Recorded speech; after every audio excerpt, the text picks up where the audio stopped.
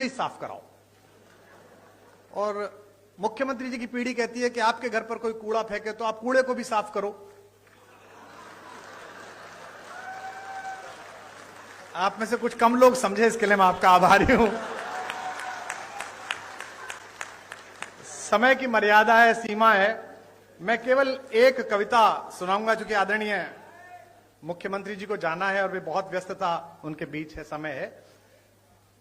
अटल जी जैसे लोग किसी देश में शताब्दी में एक होते हैं। जैसा राजनाथ जी ने कहा, आदरणीय रक्षा मंत्री जी ने, कि पद बड़ा हो जाना महत्वपूर्ण नहीं है, कद बड़ा हो जाना महत्वपूर्ण है। और मैंने स्वयं देखा, हम लोग बीए की पहली साल में पढ़ते थे, हमारे यहाँ के एक यशस्वी पत्रकार थे शिव कुमार गोयल जी, आदरणीय राजनाथ जी उनसे परिचित थे। अटल जी उनके साथ वंदे मातरम में संपादक थे, वे सह संपादक रहे थे। हमने एक कवि सम्मेलन कराया, एक कार्यक्रम कराया, सृजन महोत्सव, और हमने उनसे कहा कि अटल जी को बुलवा दीजिए। अटल जी उस समय विपक्ष में थे, उस बार चुनाव नहीं जीत पाए थे, तो हमने बुलाने के लिए गए और वो आ गए। और हम उस कार्यक्रम को संपन्न करने के लिए कहीं से धन जुटा रहे थे। तो नगर के एक उद्योगपति जो साड़ी का काम करते थे, उस जमाने में हम उनसे 501 रुपया लेके आए। तो जो 501 जिसने दिया था, उसने कहा कि मैं भाषण दूंगा। ये बड़ा संकट का काम था, लेकिन अब वो 501 दे रहा था तो भाषण दिलाना था। तो वो अटल जी का प्रशंसक था। वो खड़ा हुआ और उसने कहा, मैंने कहा तुम ज्यादा मत बोलना अंकल जी, थोड़ी देर बोलना। बोले बस मैं 2 लाइन पढ़ूंगा। और उसने खड़े होकर कहा कि आज अटल जी आए हैं, बस मैं ये 2 पंक्ति पढ़ना चाहता हूं कि शहीदों की चिताओं पर लगेंगे हर बरस मेले। वो अटल जी के लिए कह रहा। अटल जी बहुत ठहाका मार के हंसे, लेकिन उस आदमी के संकोच को, जो पूरा मंच से घूर रहा था, उसने ठहाके से दूर किया। और जब भी मैं उनसे मिलने के लिए जाता था, दर्शन के लिए मिलने जाता था, प्रणाम करते थे, उन्हें बाप जी कहते थे, तो अक्सर पूछते थे, अरे भाई उनके क्या हाल है जिन्होंने मुझे जीवित शहीद बनाया था, वे कैसे हैं। तो वह बड़ा कद होना कि आप किसी बात का बुरा ना मानो, आप सदाशयता से लो। लखनऊ वालों, आपका सौभाग्य है, आपके संसदीय क्षेत्र का सौभाग्य है कि यहां से अटल बिहारी वाजपेयी जैसे कीर्ति पुरुष ने संसद में शोभा बढ़ाई। और आज मुझे अपनी तालियों के बीच यह कहने की अनुमति भी दें कि अगर एक राजनीतिक विचार का विश्वविद्यालय है अटल बिहारी वाजपेयी, तो इस समय भारतीय राजनीति में उनके सच्चे प्रतिनिधि आपके इस समय के सांसद हैं, जो उसके कुलपति हो सकते हैं, जो आदरणीय रक्षा मंत्री जी हैं। मैं एक कविता सुनाकर अपना स्थान लूंगा। आप बहुत दूर से आए हैं, मैं क्या करूं, घर जाऊं तुम्हारे? हाँ? मतलब हद हो गई, ऐसा ही बुलाने वाला ऐसे ही आने वाले। इतने बड़े बड़े भाषण सुनता हूं। आज बजट का भाषण में सुन रहा था मुख्यमंत्री जी का, बजट में ये हुआ, बजट में ये हुआ। मैं पूरा भाषण इस चक्कर में ही सुन गया कि इस बार बजट में हमने ब्रजेश पाठक को पैसे दिए कि कुमार विश्वास को दिया करो। लाइन ही नहीं आई वो वाली, बाकी सब आई, एक लाइन नहीं आई। उसके बाद मैंने बंद कर दिया, मैंने कहा अब खत्म है, अब चलो, अब जब मिलना ही नहीं है। 32-33 साल हो गए इसी क्रम को चलते हुए, छात्र राजनीति से लेकर आज तक ना मुझे मिला ना उसने दिया। तो अब जितना मिल रहा है बेटा, ये लाल लभाव में मिल रहा है, जो भी मिल रहा है। हाँ, मैं एक कविता आपको सुना रहा हूं। आधी सदी बीत गई जीवन की, और मैं कभी भी वैष्णो देवी नहीं गया था। हमारे यहां ये धारणा है कि भगवान जब बुलाते हैं, भगवती जब बुलाती है, तभी जाना पड़ता है, तभी पहुंचना पड़ता है। इस बार नवरात्र में वहां के ट्रस्ट का आदेश आया कि पहली नवरात्रि पर माता के द्वार पर आप कुछ सुनाइएगा। तो मैंने सोचा कि जो भजन चल रहे हैं, जो कविताएं चल रही, उन्हें तो क्या सुनाना, कुछ नया लिखना पड़ेगा। तो मैंने एक कविता लिखी, और पिछले साल से इस साल के बीच में जो प्राथमिक रूप से कुछ कविताएं लिखी हैं, उनमें यही एक श्रेष्ठ कविता मुझे लगती है। और यहां पर एक संत व्यक्तित्व भी मंच पर हैं, जो संयोग से हमारे मुख्यमंत्री हैं। मैं उनको भी समर्पित करता हूं, आदरणीय रक्षा मंत्री जी और सभी यहां पर लोग बैठे हैं, उनको भी समर्पित करता हूं।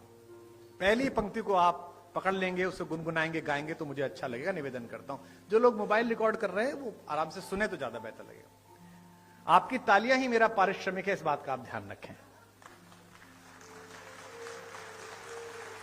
कि भवानी, पहली पंक्ति आ रही है, इसे संभालिएगा। मैंने वहां द्वार पर बैठकर मां को क्या सुनाया कि भवानी सुन लो राम कहानी, भवानी सुन लो राम कहानी, भवानी सुन लो।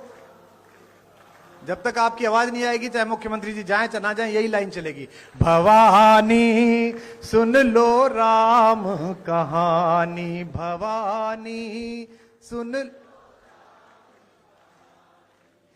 रोज नई लगती है लेकिन है ये परम पुरानी। अगली पंक्ति जो समझ जाएंगे उनकी तालियां गूंजेंगी। रोज नई लगती है लेकिन है ये परम पुरानी। वही कहानी एक जो तुमने, वही कहानी एक जो तुमने दो जन्मों में मानी। भवानी सुन लो राम कहानी, भवानी सुन लो, भवानी सुन लो राम कहानी। इस कहानी में क्या है, जिस कहानी का समर्थन भी बहुत है और विरोध भी पर्याप्त हुआ, कि मात पिता का मान भाइयों के स्नेह का मानक। आपकी वाह मिले। मात पिता का मान भाइयों के स्नेह का मानक। सत्य सनातन परंपरा का युग युग अमर कथानक। सत्य सनातन परंपरा का युग युग अमर कथानक। इसको गाकर धन्य हुई ऋषि वाल्मीकि की वाणी। अगली पंक्ति पर पूरा हॉल गूंजेगा। इसको गाकर धन्य हुई ऋषि वाल्मीकि की वाणी।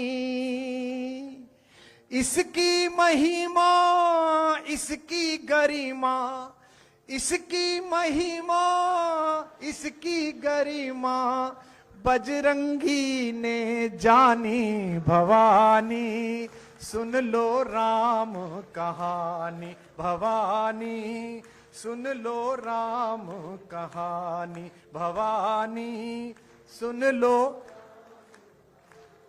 भवानी सुन लो। अपना कोई आदर नहीं है, कोई सम्मान नहीं है। किसका, कौन इतना कविता का इतना आदर कहां से हो कि इतने महत्वपूर्ण लोग बैठे और अपना समय दें। हम जिसे गा रहे हैं उसका नाम बहुत बड़ा है। पंक्ति पढ़ रहा हूं और पहली पंक्ति पर जो कवि यहां बैठे हैं, साहित्यकार बैठे हैं, उनका स्नेह मिले। और भारतीय जनता पार्टी के लोग कितने भी गर्वित हो जाएं कि इतने राज्यों में सरकार है, केंद्र में 3 बार आ गई कि 4थी बार आएगी, हम तो ये मानते हैं कि जैसी भी पार्टी है, जो भी एक कवि के द्वारा चलाई गई है, कवि के परिश्रम से, उसके शब्दों से चली है। कि तुलसी तुलसी से, तुलसी तुलसी से पावन हो गए कथा यह गाकर। तुलसी तुलसी से पावन हो गए कथा यह गाकर। भाग्य बली हैं फिर भी खुद को कहें राम का चाकर। भाग्य बली हैं फिर भी खुद को कहें राम का चाकर। एक पंक्ति खास तौर पर सुन लीजिएगा। भाग्य बली हैं फिर भी खुद को कहें राम का चाकर। जब तक सब नहीं बजाओगे यही चल रही है। भाग्य बली हैं फिर भी खुद को कहे राम का चाकर। यह कोरी कल्पना नहीं है आगम निगम बखानी। यह कोरी कल्पना नहीं है आगम निगम बख। लखनऊ में हाई कोर्ट की एक ब्रांच है। यह देश अद्भुत है। यहां राम हुए हैं या नहीं हुए हैं, इस बात का मुकदमा सुप्रीम कोर्ट में 30 साल चला। न्याय के देवता को न्याय के मंदिर में ही पुष्ट कराना पड़ा कि वे वहीं पैदा हुए हैं जहां उनका मंदिर बना है। अद्भुत देश है। और विडंबना देखिए कि जब आखिरी चरण में मुकदमा था, उन्हीं दिनों रामनवमी की छुट्टी पड़ गई, तो सुप्रीम कोर्ट बंद हो गया। तो हमने मिलॉर्ड से फोन करके पूछा कि अगर नहीं हुए तो छुट्टी क्यों हुई थी, और छुट्टी हुई है तो हुए ही होंगे। तो मैं गोमती के तट पर पंक्ति पढ़ रहा हूं, राम हुए हैं नहीं हुए इसकी गवाही देने के लिए मैं एक पंक्ति लेकर आया हूं। यह कोरी कल्पना नहीं है, आगम निगम बखानी। अगली पंक्ति का गवाह अच्छा लगे तो उसकी लहरों के समान तालियां उठती देखूं। यह कोरी कल्पना नहीं है, आगम निगम बखानी। युग युग से इसका साक्षी है, युग युग से इसका साक्षी है, मां सरयू का पानी भवानी सुन लो नी, भवानी सुन लो, भवानी सुन लो। आपकी आवाज कम आ रही है। भवानी सुन, भवानी। अंतिम बंद इस कविता का पढ़ रहा हूं कि वंचित वनवासी गिरिवासी। देखिए, नया परिवर्तन होता है सोच में, संस्कार में। वर्षों से चली आई एक पद्धति बदलती है तो चीजें कसमसाती हैं। ये कसमसाहट का दौर है। यहां नए साल पर पहली बार ऐसा हो रहा है कि आगरा में जो एक कब्रिस्तान है सफेद रंग का, उसे देखने जाने की बजाय युवा ज्यादा मात्रा में आगरा की बजाय अयोध्या जी जा रहे हैं, वृंदावन जा रहे हैं। परिवर्तन हो रहा है। तो बदलते में देर लगेगी और तर्क का उत्तर दिया जा सकता है, कुतर्क का नहीं दिया जा सकता। जिनको लगता है कि धर्मनिरपेक्ष देश है, इसमें इतना राम क्यों, इतनी रामनवमी क्यों, धर्मनिरपेक्ष है तभी तो सब चल रहा है। अगर राम रिश्तेदार नहीं है, राम पूर्वज नहीं है, तो इतनी सारी क्रिसमस मन रही है, हम ही लोग मना रहे हैं। सेंटा क्लॉज कौन, हमारे फूफा जी थे, फिर भी मना रहे हैं ना, इतना अच्छा मना रहे हैं। तो देश में सभी का आदर है। तब कह रहा हूं, निवेदन करता हूं कि भवानी सुन लो,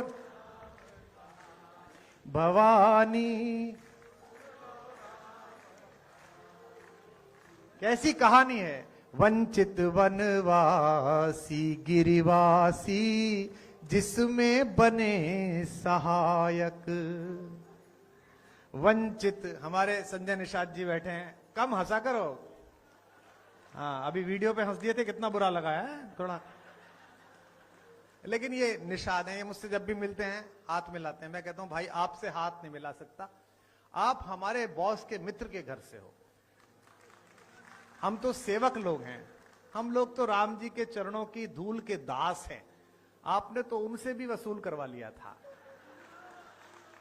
तो अगर इस सरकार में वसूल है कर रहे हैं तो इसमें समस्या क्या है। राम जी की सरकार है तो निषाद वसूल कर रहा है, उसमें क्या है। पर मुझे यह पता नहीं था कि एक नाव पार कराने की इतनी बड़ी फीस देनी पड़ेगी कि एक आदमी को मंत्री बनाना पड़ेगा। बताइए कि वंचित वनवासी गिरिवासी, जिसमें बने सहायक।